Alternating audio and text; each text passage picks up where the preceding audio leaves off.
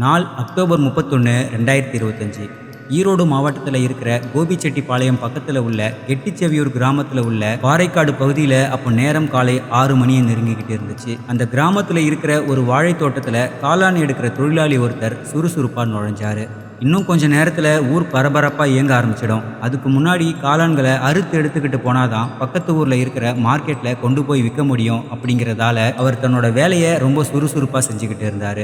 மண்ணோட மனம், ஈரப்பதம் இது எல்லாத்துலேயும் அத்துப்படியான விவசாயியாக இருக்கக்கூடிய அவருக்கு அந்த சமயத்தில் அந்த இடத்துல ஒரு வித்தியாசம் தென்பட்டுச்சு. அங்க ஒரு வாழை மரத்தோட அடியில சுமார் 5 அடி நீளத்துக்கு செவ்வக வடிவத்துல மண் கிளறப்பட்டு திரும்ப மூடி வச்ச மாதிரியான ஒரு அடையாளம் இருக்கிறத அந்த நபர் கவனிச்சாரு. இயல்புக்கு மாறான ஒரு விஷயம் போல இது இருக்கேன்னு அவருக்கு ஒரு உறுத்தல் ஏற்பட்டுச்சு.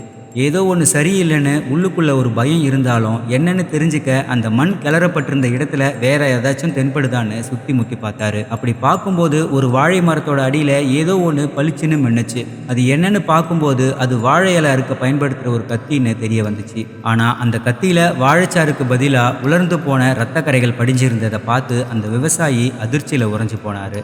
மண்ணை கிளறி மூடி வச்சிருக்கிறது இந்த கத்தி, இரத்தக்கரை, நிச்சயம் இங்கே ஏதோ ஒரு கொடூரமான அசம்பாவிதம் நடந்திருக்குன்னு ஒரு முடிவுக்கு வந்து பக்கத்தில் இருக்கிற சிறுவலூர் போலீஸ் ஸ்டேஷனுக்கு போய் தான் கண்ணில் பார்த்த அந்த பயங்கரமான விஷயத்த அந்த நபர் போலீஸ் கிட்ட சொன்னார்.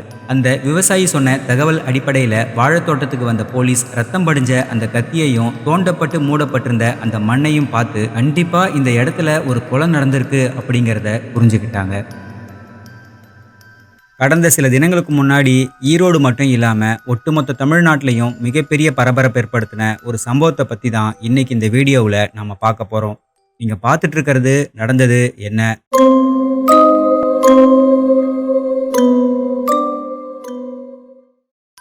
காளான் எடுக்க வந்தவர் சொன்ன தகவலால் அந்த இடத்துக்கு போலீஸ் வந்து பார்த்துட்டு அதை தொடர்ந்து போலீஸ் அதிகாரிகள் மோப்பனாய் அந்த ஊருக்குள்ளே வந்து என்னென்னு புரியாமல் ஊரே பரபரப்பாச்சு.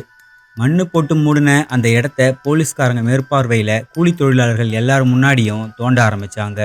ஒவ்வொரு முறை மண்ணை தோன்றப்பவும் அங்கே கூடியிருந்த எல்லாருக்குமே படபடப்பு ஏறிக்கிட்டே போச்சு. அப்படி தோண்டப்பட்ட அந்த குழி கிட்டத்தட்ட 3 அடி ஆழம் வரைக்கும் போச்சு. 3 அடி ஆழம் தோண்டினதும் உள்ள தெரிஞ்ச காட்சி, ஆடைகள் எதுவுமே இல்லாமல் நிர்வாண நிலையில் புதைக்கப்பட்டிருந்த ஒரு பெண்ணோட சடலம். அந்த சடலத்தோட தலைப்பகுதியில் கல் மாதிரியான பொருளால் தாக்கப்பட்ட இரத்த காயமும் கழுத்தில் வெட்டு காயமும் இருந்துச்சு. வாழை தோட்டத்துக்குள்ள ஒரு பெண் நிர்வாணமாக கழுத்தறுக்கப்பட்ட நிலையில் புதைக்கப்பட்ட தகவல் அந்த ஏரியா முழுக்க தீ மாதிரி பரவுச்சு. கொலை நடந்த அந்த வாழைத்தோட்டத்துக்கே மருத்துவர்கள் வரவழைக்கப்பட்டாங்க. சட்ட சிக்கல் எதுவும் வந்துடக்கூடாதுங்கிறதுக்காகவும் ஆதாரங்கள் ஏதும் அழிஞ்சிடக்கூடாதுன்னும் சடலத்துக்கு அங்கேயே பிரேத பரிசோதனை செய்யப்பட்டுச்சு.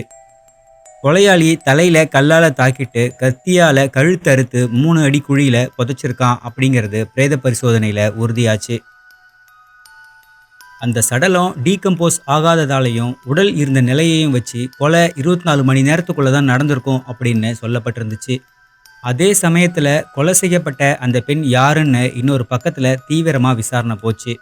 அப்படி விசாரிச்சதுல கொலை நடந்ததுக்கு முதல் நாள் பக்கத்து ஊரான புதுப்பாளையம் பகுதியில 37 வயசான சோனியா அப்படிங்கிற பெண்ணை காணும்னு அவங்க குடும்பத்தினர் புகார் கொடுத்திருந்தது போலீஸ் கவனத்துக்கு வந்துச்சு. இதை தொடர்ந்து சோனியாவோட குடும்பத்தினரை சடலம் கிடந்த இடத்துக்கு வர சொல்லி அடையாளம் காட்ட சொன்னாங்க. அப்படி அந்த குடும்பத்தினர் வந்து பார்த்ததுல இறந்து போனது அவங்க காணாம போனதா புகார் கொடுத்திருந்த 37 வயசான சோனியாதான்னு உறுதியாச்சு. விசாரணையில் இறந்து போன 37 வயசான சோனியாவோட கணவர் சில வருஷங்களுக்கு முன்னாடியே இறந்து போயிட்டாரு அப்படிங்கிறதும், இவங்களுக்கு 12ஆம் வகுப்பு படிக்கிற ஒரு மகனும் 10ஆம் வகுப்பு படிக்கிற ஒரு மகளும் இருக்காங்க. மேலும் அந்த சமயத்தில் அவங்க ஈரோடில் இருந்த ஒரு பியூட்டி பார்லரில் வேலை செஞ்சுக்கிட்டு இருந்தாங்க அப்படிங்கிறதும் தெரிய வந்துச்சு. சோனியாவோட உடல் கண்டெடுக்கப்பட்டதுக்கு அப்புறமா கொலையாளியை நோக்கி பல்வேறு கோணங்களில் விசாரணை போச்சு. சோனியா வேலை பார்த்த பியூட்டி பார்லரில் இவங்களுக்கு எதுவும் பிரச்சனைகள் இருந்துச்சா, அங்கே யார் கூடவாச்சும் இவங்களுக்கு விரோதம் இருந்துச்சான்னு போலீஸ் விசாரிச்சாங்க. சடலம் கண்டெடுக்கப்பட்ட அந்த நிலத்தோட உரிமையாளர்கிட்டையும் விசாரணை நடந்துச்சு. ஆனால் அவர் இந்த பொண்ணு யாருன்னு கூட எனக்கு தெரியாது அப்படின்னு போலீஸ் கிட்ட சொன்னார். சோனியாவோட குடும்பத்தினருக்கு இதில் ஏதாச்சும் பங்கு இருக்கான்னு அவங்க குடும்பத்தை சேர்ந்த எல்லார்கிட்டையும் போலீஸ் தீவிரமாக விசாரணையை கொண்டு போனாங்க. மேலும் சோனியா கிட்ட நகையோ பணமோ இருந்து அதை யாராச்சும் அபகரிக்கிறதுக்காக இந்த கொலை நடந்திருக்குமா அப்படின்னு அது சம்பந்தமாகவும் அவங்க குடும்பத்தினர்கிட்ட போலீஸ் விசாரிச்சு பார்த்தாங்க. அதே போல சோனியாவோட இறந்து போன கணவரோட குடும்பத்துக்கும் சோனியாவுக்கும் ஏதும் பிரச்சனை இருந்து அதுல இந்த கொலை நடந்திருக்குமான்னு போலீஸ் தங்களோட விசாரணையை நடத்தினாங்க. ஆனா இது எதுலேயுமே போலீஸுக்கு ஒரு சரியான வழக்க அடுத்த கட்டத்துக்கு கொண்டு போகக்கூடிய தகவல் கிடைக்காமையே இருந்துச்சு. இந்த நிலையில தான் போலீஸ் சோனியாவோட மொபைல் சிக்னலையும் அவங்க கால் ஹிஸ்டரியையும் செக் பண்ணி பார்த்தாங்க. அப்படி செக் பண்ணி பார்த்ததுல ஒரு குறிப்பிட்ட நம்பருக்கு சோனியா அடிக்கடி ஃபோன் பேசிக்கிட்டே இருந்திருக்காங்க அப்படிங்கிறதும், சோனியா கொலை செய்யப்பட்ட நேரத்துல சோனியாவோட மொபைல் சிக்னலும் அவங்க பேசின அந்த நம்பரோட மொபைல் சிக்னலும் அதே வாழைத்தோப்பு இருந்த பகுதியில தான் ஆக்டிவேட்ல இருந்திருக்கு அப்படிங்கிறத போலீஸ் டீம் கண்டுபிடிச்சாங்க. சோனியா அதிகமாக ஃபோன் பேசின கொலை நடந்த டைமில் அந்த பகுதியில் ஆக்டிவேட்டில் இருந்த அந்த மொபைல் நம்பரோட உரிமையாளர் யாருன்னு செக் பண்ணதில் தான் ஒரு மிகப்பெரிய ட்விஸ்ட் போலீஸுக்கு காத்திருந்துச்சு. அந்த நபர் தான் சோனியாவோட சடலம் கண்டெடுக்கப்பட்ட அந்த வாழைத்தோட்டத்தோட உரிமையாளரான 27 வயதான மோகன்குமார். ஒரு 27 வயசு இளைஞர்கிட்ட 2 பிள்ளைகளுக்கு தாயான 37 வயசான சோனியா ஏன் இவ்வளவு நெருக்கமாக பேசணும், இது ஏதோ அஃபைர் மாதிரி இருக்கணும்னு போலீஸ் டீம் முடிவு பண்ணாங்க.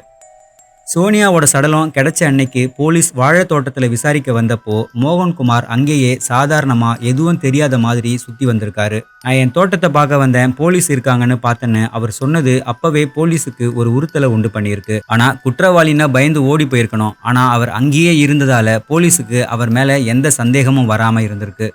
இதுக்கப்புறம் போலீஸ்காரங்க மோகன்குமாரை விசாரணைக்காக போலீஸ் ஸ்டேஷனுக்கு கூப்பிட்டு போனாங்க. ஆனா அவரோட பேச்சுல நிறைய முரண்பாடுகள் இருந்துச்சு. எனக்கும் அந்த பொண்ணுக்கும் பழக்கம் இருக்கிறது உண்மை, ஆனா அந்த பொண்ணை நான் கொலை பண்ணல, இந்த கொலைக்கும் எனக்கும் சம்பந்தமே இல்லை அப்படின்னு உறுதியா மறுத்து பேசினாரு மோகன்குமார். ஆனா போலீஸ் மோகன்குமாரை சும்மா விடல. கொலை நடந்த சமயத்திலையும் உடல் புதைக்கப்பட்ட சமயத்திலையும் மோகன்குமாரோட மொபைல் சிக்னல் அந்த பகுதியில தான் ஆக்டிவேட்ல இருந்திருக்குங்கிற தகவலை போலீஸ் திரும்ப திரும்ப மோகன்குமார் கிட்ட சொல்லி கேள்விகள் கேட்டுக்கிட்டே இருந்திருக்காங்க. போலீஸோட கேள்விகள் ஆதாரங்கள் முன்னாடி மோகன்குமாரால தாக்கு பிடிக்க முடியாம ஒரு கட்டத்துல அவர் ஆமா சார் நான் தான் கொன்னேன்னு தான் செஞ்ச குற்றத்தை ஒத்துக்கிட்டாரு. எதுக்கு இந்த கொலையை செஞ்சீங்கன்னு போலீஸ் கேட்டதுக்கு மோகன்குமார் சொன்ன விஷயங்களை இப்ப பார்க்கலாம். 37 வயசான சோனியா கணவரை இழந்து 2 குழந்தைகளோட தனிமையில வாழ்ந்த மாதிரியே மோகன்குமாரும் கல்யாணம் ஆகி குழந்தை இல்லாததால அதுல சில பிரச்சனைகள் ஏற்பட்டு தன்னோட மனைவியை பிரிஞ்சு தனிமையில தான் இருந்தாரு. சில வருஷங்களுக்கு முன்னாடி சோனியாவும் மோகன்குமாரும் புதுக்கரை புதூர்ல இருக்கிற ஒரு கார்மெண்ட்ஸ் கம்பெனில ஒன்னா வேலை செஞ்சிருக்காங்க. அங்க வேலை செஞ்சப்போ இவங்க 2 பேருக்கும் நட்பு ஏற்பட்டிருக்கு. 2 பேருமே வாழ்க்கை துணை இல்லாம தனிமையில இருந்ததால இவங்களோட நட்பு நாளடைவுல ஒரு ரகசிய காதலா மாறுச்சு. அந்த வாழைத்தோப்பு மோகன்குமாருக்கு சொந்தமானதுங்கிறதால இவங்க 2 பேருக்கும் அது ரகசியமா சந்திக்கக்கூடிய இடமா இருந்திருக்கு. இந்த ரகசிய வாழ்க்கை நீடிக்கும் போது ஒரு கட்டத்துல சோனியாவுக்கு மோகன்குமாரை கல்யாணம் பண்ணிக்கணும்னு ஆசை வந்திருக்கு. அதனால சோனியா மோகன்குமார் கிட்ட நம்மளோட ரகசிய வாழ்க்கை போதும், என்ன 2வதா கல்யாணம் பண்ணிக்கோங்கன்னு வற்புறுத்த ஆரம்பிச்சாங்க. ஆனா மோகன்குமார் கல்யாணம் செய்ய பல காரணங்களை சொல்லி தட்டி கழிச்சுக்கிட்டே வந்திருக்காரு. அதாவது மோகனுக்கு சோனியாவுடனான இந்த தொடர்பு வெறும் பிசிக்கல் ரிலேஷன்ஷிப்புக்கானதா மட்டும்தான் இருந்திருக்கு.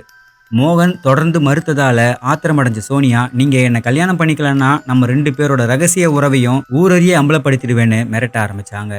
சோனியா அப்படி பண்ணா தன்னோட குடும்ப கௌரவம் போயிடும், போலீஸ் கேஸ் ஆகிடும்னு மோகன்குமார் பயப்பட ஆரம்பிச்சாரு. இந்த பயமே அவருக்கு ஒரு கட்டத்துல கோபத்தை உண்டு பண்ணுச்சு.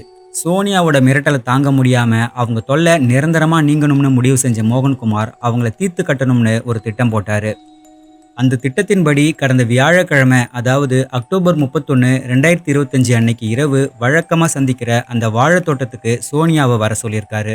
அங்க வந்தப்பவும் சோனியா அதே மாதிரி கல்யாணம் பண்ணிக்குவாங்க, இல்லனா எல்லாத்தையும் வெளியே சொல்லிடுவேன்னு கட்டாயப்படுத்தவும் மிரட்டவும் செஞ்சிருக்காங்க. இதனால ஆத்திரம் அதிகமான மோகன்குமார் பக்கத்துல இருந்த ஒரு பெரிய கல்லை எடுத்து சோனியாவோட தலையில ஓங்கி பலமா தாக்கியிருக்காரு. சோனியா அப்படியே நில குழஞ்சி மயங்கி கீழே விழுந்திருக்காங்க. இதுக்கப்புறம் மோகன்குமார் தன்னோட வேலைக்கு பயன்படுத்துகிற இலை அறுக்கிற கத்தியை எடுத்து சோனியாவோட கழுத்தை கொடூரமாக அறுத்து அவங்கள கொலை பண்ணியிருக்காரு. ஆடைகள் இருந்தா அது ஒரு முக்கிய ஆதாரமாக ஆயிடும்னு நினைச்ச மோகன்குமார் சோனியாவோட ஆடைகளை அகற்றி ராத்திரியோட ராத்திரியா அந்த வாழை மரங்களுக்கு நடுவிலேயே 3 அடி ஆழத்துக்கு ஒரு குழியை தோண்டி சோனியாவோட உடலை யாரும் கண்டுபிடிக்க முடியாதபடி புதைச்சி வச்சிருக்காரு.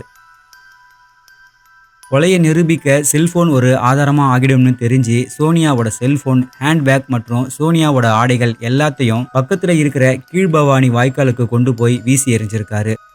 இதுக்கப்புறம் அடுத்த நாள் காலையில போலீஸ் வாழைத்தோப்புக்கு வந்தப்போ மோகன்குமார் எதுவும் நடக்காத மாதிரி அங்கேயே சுத்தி வந்திருக்காரு. தான் ஒரு அப்பாவி போலவும் போலீஸோட வேலைக்கு உதவி செய்ய வந்ததாகவும் காட்டிக்கிட்டு போலீஸை ஏமாத்த பார்த்திருக்காரு. எல்லா தடயங்களையும் அழிச்சிட்டதா மோகன்குமார் நினைச்சாலும் அவசரத்திலையும் பதட்டத்திலையும் கொலை செய்ய பயன்படுத்தின அந்த சின்ன கத்தியை மட்டும் ரத்தம் படிஞ்ச நிலையிலேயே அங்கேயே போட்டுட்டு போனது இந்த சம்பவத்துல ஒரு முக்கிய ஆதாரமா மாறிச்சு. ஆனா இதையெல்லாம் விட கொலை நடந்ததுக்கு அடுத்த நாள் காலையிலேயே, சொல்லப்போனா சில மணி நேரங்கள்ல காளான் எடுக்கிறவர் அந்த இடத்துக்கு வந்தது தான் நடந்த கொலை வெளியே தெரியறதுக்கு முக்கிய காரணமா அமைஞ்சுது. ஒருவேளை அன்னைக்கு மட்டும் அவர் அங்க போகாம இருந்திருந்தா இந்த கொலை சம்பவம் இவ்வளவு சீக்கிரமா வெளியே தெரியாமையே போயிருக்கும். சோனியாவை கொலை செஞ்ச குற்றத்துக்காக மோகன்குமார் நீதிமன்றத்துல ஆஜர்படுத்தப்பட்டு சிறையில் அடைக்கப்பட்டாரு. சோனியாவுடனான இந்த பழக்கம் வெளியே தெரிஞ்சா அசிங்கமாயிடும்னு யோசிச்ச மோகன்குமார் சோனியா கூட பழக்கம் ஏற்பட்ட ஆரம்பத்திலேயே அதை மனசுல வச்சிருந்திருக்கணும். அதே போல இந்த மாதிரியான உறவுகள்ல பெரும்பாலும் ஆண்கள் அந்த உறவை திருமணம் வரைக்கும் கொண்டு போக மாட்டாங்க அப்படிங்கிறத சோனியாவும் புரிஞ்சு வச்சிருந்திருக்கணும். ஒட்டு மொத்தத்துல இவங்க 2 பேருடைய தப்புமே இந்த குற்ற சம்பவத்துல இருக்கு. ஆனா இதுல சோனியாவை மோகன்குமார் கொலை பண்ணது ரொம்பவே ஒரு மோசமான விஷயம்.